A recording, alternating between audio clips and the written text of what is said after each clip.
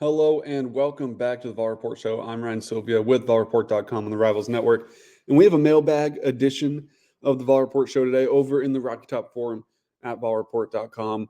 I asked you guys, hey, any questions on Tennessee athletics? I'd love to get to it. We're going to try to answer them all today. We have a handful of questions ranging from football to men's and women's basketball to baseball. We're going to try to cover everything. If you want to be a part of the next mailbag episode, make sure you grab yourself a subscription at VolReport.com. And we'll try to do some of these more often, and at least another one this off season, heading into football season, maybe once fall camp gets going. But let's jump right into it. And hey, let's start with football. PA Vol fan over in the forum asks, realistic Nico expectation.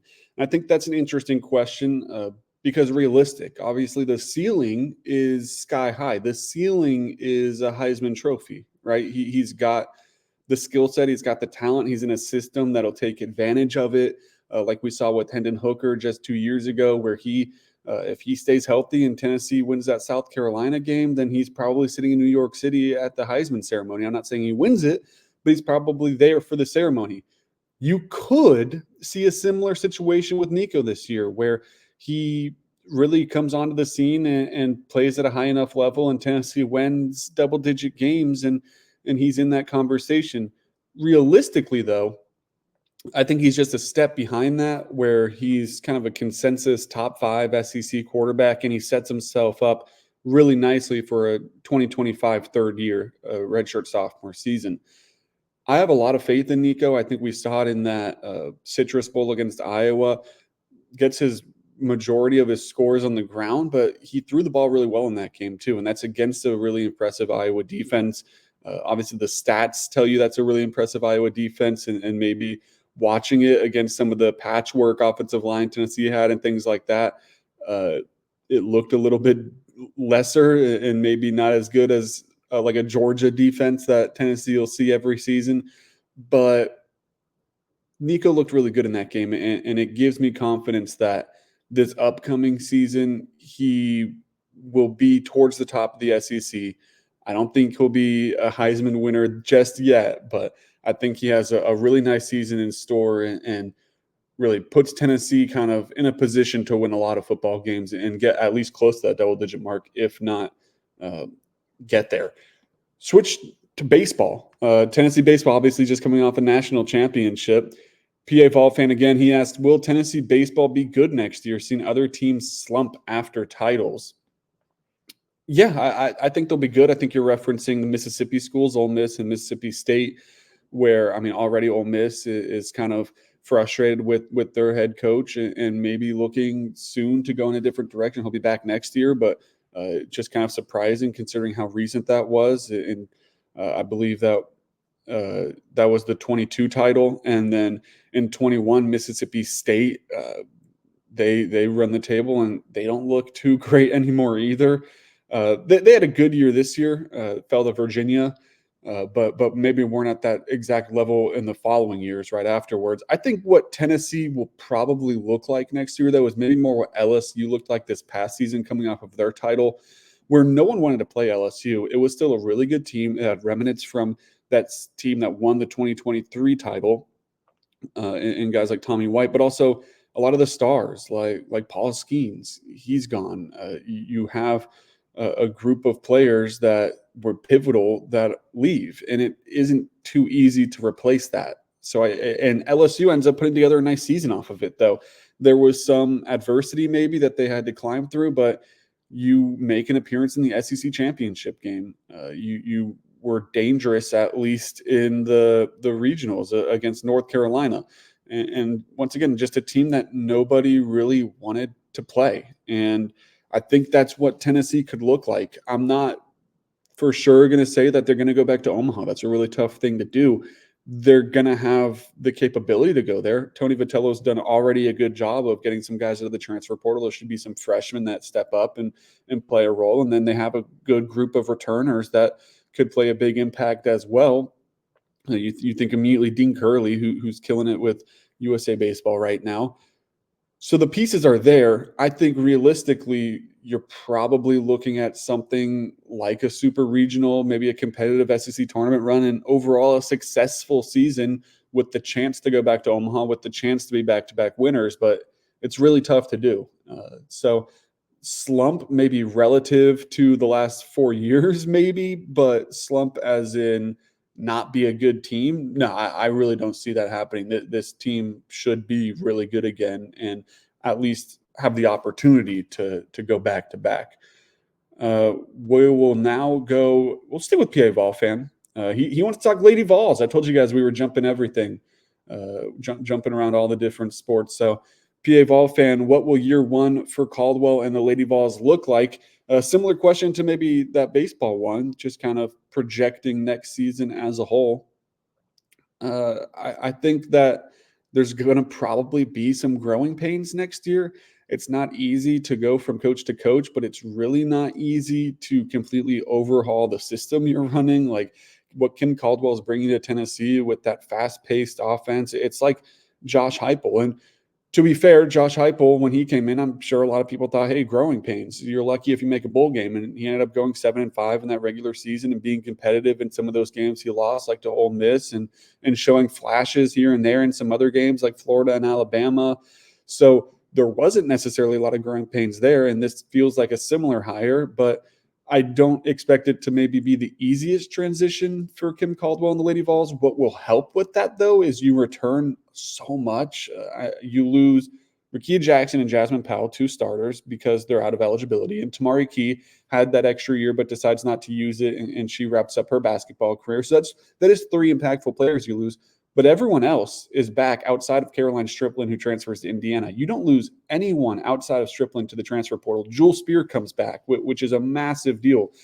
Players like Sarah Puckett, Kaya Wynn, they're going to be back. Destiny Wells is coming back off of injury. Talasia Cooper is eligible this year after sitting out last year because of a late portal entry out of South Carolina. So you have all those pieces, and then you bring in, I believe it's 5 now, transfers out of the transfer portal. You have a deep group, which is necessary for Kim Caldwell. If you want to literally know what it's going to look like, it's going to be 13 players playing in a game and on these heavy rotations because of the way they press and the way that offense runs. It's tough to keep players on the court. And right now I can tell you in this offseason, they're doing a lot of running and they're getting their cardio up because it's so necessary for what Kim Caldwell wants to do. So it's going to be very different. Wins-loss record, results-wise, I would expect this team to make the tournament. That's kind of the bare minimum right now for Lady Vols basketball is if you make the tournament, you can kind of take a deep breath because that streak is still alive. You're still the only program in women's basketball, I believe just NCAA basketball, Division I history to make every single tournament since the NCAA tournament came to be. So that's a big deal in Knoxville. So as long as you do that, you're fine after year one. And I expect Kim Caldwell and the Lady Vols to do that. But I'm not sure if I fully expect them to be a top 4 team in the SEC going into the SEC tournament. I don't know if I expect them to even make the round of 32, maybe an 8 to 9 seed feels like it's realistic, right? Like, and then at that point, it's kind of a coin flip in those games. Even if you're a 10 or a 7, it's feels kind of like a coin flip in that situation. But I do expect them to make the tournament. I do have a little bit of faith in at least Kim Caldwell for the future of this program. I think it's a really interesting hire, and it will be interesting to watch just how it goes because once again, I mean, it's an easy comparison, but you kind of equate it to Josh Heupel coming in and bringing this interesting offense and comes in and takes a program that was reeling in some regard. I think that the football team and Jeremy Pruitt was in much worse shape than what Kelly Harper had the Lady Vols basketball team. That I mean, they were competing at a decent level, at least, just not the level that you expect for the Lady Vols. But I'll stick with that. Outside the top 4 in the SEC, but you make the tournament, you're probably a 7 to 10 seed, somewhere in that range, and you see what happens from there. But I think you have to, as long as you make the tournament that first year, it's year 2, year 3, year 4. That's when it's, hey, what are you going to do for me now? But year 1, you should have a little bit of grace at least to grow.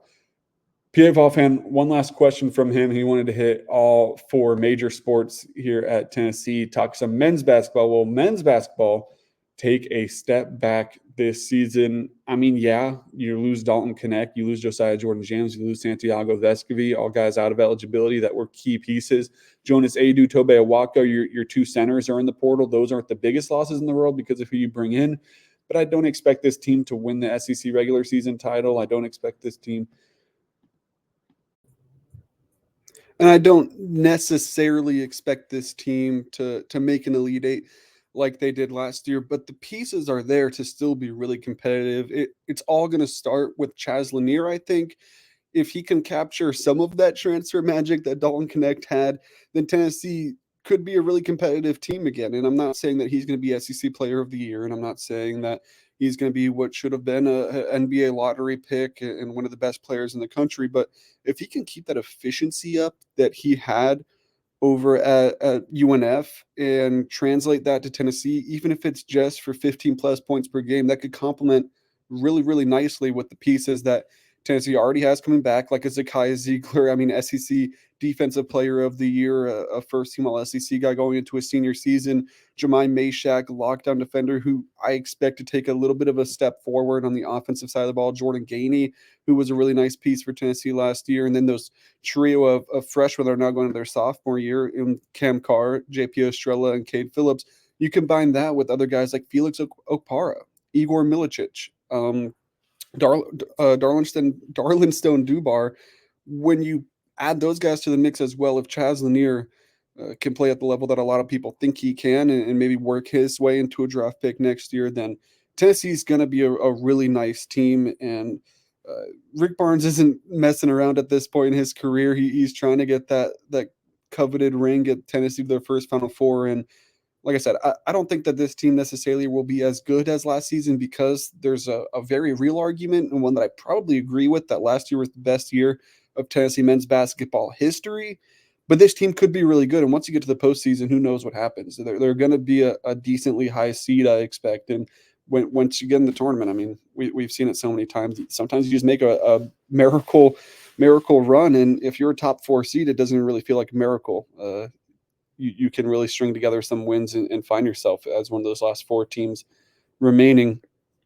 I believe that's all we have from PA Vol fan. Thank you so much for being a subscriber and for asking questions for this mailbag edition. We're going to move over to what Thrashers asks. Thrashers, we see him in the forum all the time. We appreciate you, Thrashers. His first question: expect any late additions to the 2024 basketball recruiting class? Any 2025 recruits reclassifying? I don't expect any late additions to the 2024 class. It should just be Bishop Boswell. Um, he's a nice piece for Tennessee, someone that I think that they like as a guy that they can develop and at a position of somewhat need too, as he can play that one. Behind as Zakiya Ziegler, Jordan Gainey, Jemai Mashak are going to have to pitch in as well, and Cam Carr maybe a little bit, but he could be a guy that comes in a pinch. And I think they like him. They like his defensive upside. They like his offensive upside, and they think he could be a piece going forward for Tennessee even beyond this next year. I don't expect him to play a lot next season, but they've said that with other guys in the past, like Zakiya Ziegler, who they expected to be a red shirt guy when he got to campus, and he was so good once they got there. They said, all right, well, obviously we can't redshirt him, and the rest is history with Zakiya Ziegler, as we just talked about him. I mean, turn into an SEC Defensive Player of the Year, one of the best, probably the best point guard in the SEC next season. So is there a chance that he comes out and he's an absolute stud? Sure. But I expect them to take their time with him, maybe see what they have at the reserve point guard position or reserve just guard in general position and go from there. I think he'll be the only 2024 guy. 2025 right now has Dwayne Brown II, one of the few guys off the board in that 2025 class. So I expect them to grab a couple more guys in that 2025 class. Will any of them reclassify? I don't think so, unless we get a situation where maybe one of them gets hurt and they would rather do their recovery as a redshirt season coming in mid-year. We saw that with Freddie Dillium. We saw that on the Lady Vols side with Kanaya Boyd, where they weren't going to play at high school that season, so or maybe they just wanted to get an early start in college, so they're mid-year enrollees and they get some college experience. Well, even though that's not in the game, you're able to do that. In practice, and you're able to get in the college weight room and kind of get a head start on your college career. So unless that's a situation, as of right now, I don't expect any 2025s reclassifying to 24, and I don't expect any late additions to the 24 recruiting class. I think this roster that we see right now for Tennessee is what it's going to look like at the start of the season. Uh, but it's a good roster. And as we just talked about, it's one that could compete at a very high level. We'll stick with Thrashers. He asks any non qualifying players academically from incoming freshmen or current football players. No, not that I know of. I think that speaks a lot to the type of kids that Josh Heupel brings to campus, too. I mean, we've talked to a handful of these freshmen in spring ball, and it's a group of really smart kids. I mean, you're impressed at the way that they not only handle themselves in front of media, but just the way that they talk, the way that they handle themselves and stand up in front of those cameras and the bright lights. Like you can tell that it's a group of good kids, smart kids, and as of right now, I haven't heard of anyone being ineligible for this upcoming season or non-qualifying or anything like that. So yeah, I mean, that's good news for Tennessee. You see it all the time in college football or college sports in general. So you're definitely not going to complain, at least at this point here sitting in early July, that everyone seems good to go. So yeah, positive news on that front. Switching over to baseball for Thrashers, he asks, when can we expect Vitello's new contract to be announced? I don't have an exact date. I expect it to be very soon. I mean, it kind of feels like any day, any week now that this gets announced, he's going to get one. It's going to be a very handsomely paid one. He already had a nice contract with Tennessee, but I expect the per year salary to take a very sizable jump up, and for him to be paid as one of the highest coaches in college baseball, if not the highest, because I think it's really interesting. This isn't in Tony's contract, but if you look at Ken Caldwell's contract, it has that clause where, hey, if you win a national championship, then all of a sudden you're immediately at least tied for the highest paid coach at the time of you winning that championship. That immediate contract raise kicks into place. So it's not in Vitello's contract, but the precedent at Tennessee's already been set a little bit, right? So does Danny White have to do that with Vitello? No, but you might see that happen just because of what he set up for the women's basketball side of things. So I expect him to be towards the top, and if he is the top paid guy, I wouldn't be surprised at all. I mean, you're coming off of a national championship season. You've made Omaha 3 of the last 4 years. You're reeling in SEC championships. You really couldn't ask for any better tenure from Tony Vitello right now, especially given what he walked into, the weaker facilities, the smaller Lindsey Nelson Stadium, the talent that he took over, and what he's been able to turn this program into. I expect it soon. Don't have an exact date, but it should be a pretty crazy one once it arrives. That's all we have from Thrashers here. We'll switch it over to the Master Man. Appreciate your support. Are you concerned about the secondary? Concerned, I don't know if that's the right word. It's probably the weakest part of this football team just because it's so young. However, it's probably the most talented secondary Tennessee's had under Josh Heupel. I mean, you look at the kids coming in, there's a clear athletic ability, there's a clear potential to reach the next level that this secondary has that maybe the last 3 years under Heupel didn't have. What the last few years relied on more was the experience of guys that have been there, done that, know what they're doing, and that's obviously really important to be, especially on the defensive side of the ball when you're passing coverages in zones and stuff, and you need to know exactly what you're doing and where you need to be. But we did see at times where maybe there was athletic mismatches when you're playing teams like Alabama, when you're playing teams like Georgia that really have the top tier talents at wide receiver, at tight end, at running back.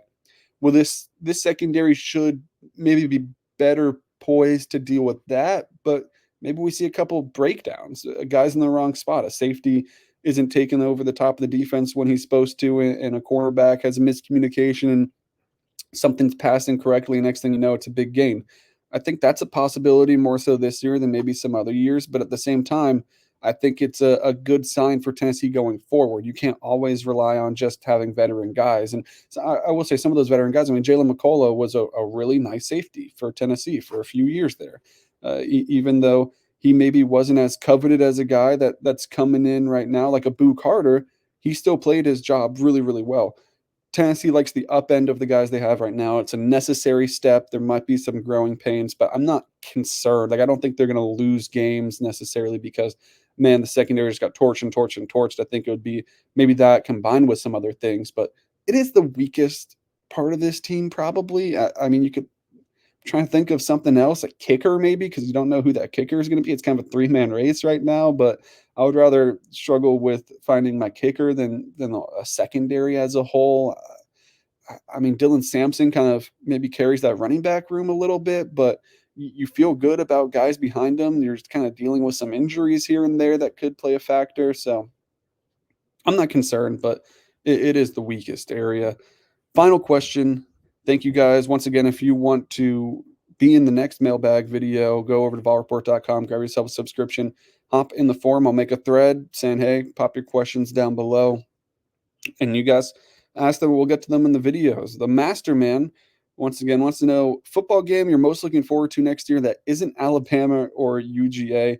And I like that you clarified that because those are the two obvious ones. Georgia, probably the favorite to win the national championship. You go back on the road to Athens. It's going to be a really, really tough game for Tennessee. But, maybe Nico's got some magic in him and you can pull off the upset. And then Alabama, of course, is always a big deal in Knoxville, especially when you get them in Knoxville. First time they'll be returning since that 2022 loss, first time without Nick Saban in forever, that Tennessee will be facing Alabama. So that'll be a fun one too. Outside of that, I mean, probably Oklahoma, right? Going to Norman and Josh Heupel returning back to his old school where he won a national championship as a quarterback. And it's your first SEC game of the year. It's Oklahoma's first SEC game in program history. It's a winnable game, but you're kind of playing with house money to a certain extent, in which I think Oklahoma will go into that one as the favorite. There's a lot of hype for that one. First kind of really big game of the year. You'll have NC State before that in Charlotte, but that won't have the same allure as this big Oklahoma spectacle. And Sooner fans are going to wake up for that. Obviously, it's a good fan base, but your first SEC game in program history is a big deal. And then you get Tennessee, where you've been waiting for this game for a while. You made your trip to Knoxville, and then this one kind of kept getting pushed back, and now it's finally here because of the new SEC expansion. So that's what I'm looking forward to. Kind of a cheap answer, though. I think that's pretty much everyone's third game on the slate. I'll say, selfishly, I think going to Arkansas will be fun. I've never been to Fayetteville, so that's personally one that I think will be cool to see. And then I mean, Florida at home, you can't really beat either. They checkered it last time, and Tennessee won. They're going to be hungry for revenge after they dropped the ball in Gainesville last year, too. So that's another kind of easy answer as well, in terms of every year Tennessee fans are going to wake up and want to beat the crap out of Florida. So it should be for a fun atmosphere. But yeah, I'll stick with those. I mean, Mississippi State doesn't really move the needle too much for me. Vanderbilt doesn't really. Kentucky is always a fun one. We'll see. Maybe they'll black that one out again, like they did in 2022 around Halloween. So it should be a fun schedule. But I guess those are the ones that stand out to me the most. The ones that you kind of have a big circle on the calendar for. They'll do all for the VolReport show here today, though. Make sure you head over to volreport.com. We have off-season content on the way, and we'll cover every step of fall camp as that gets going here in probably about a month as we count down to football season. Noah's got a cool countdown going over on the page as well, where he's going day by day, 50 blank days till football season. He's got a historic vol that correlates with that. So those have been fun to read every single morning. So make sure you check that out as we literally count our way down to football season. And I'm also doing SEC previews. So we just talked about some of those SEC games. Well, what do you need to know about Florida this year? What do you need to know about Graham Mertz and Billy Napier? Well, we just talked about what that team's supposed to look like. Alabama, Oklahoma, all these SEC games. We're going down the list, talking to guys at the other rival sites that cover those teams every single day and getting their insight. So it should be a fun week of kind of previewing these SEC football games as it really is starting to feel like football season here in Knoxville. Links to everything you need is in the description. Thank you for watching.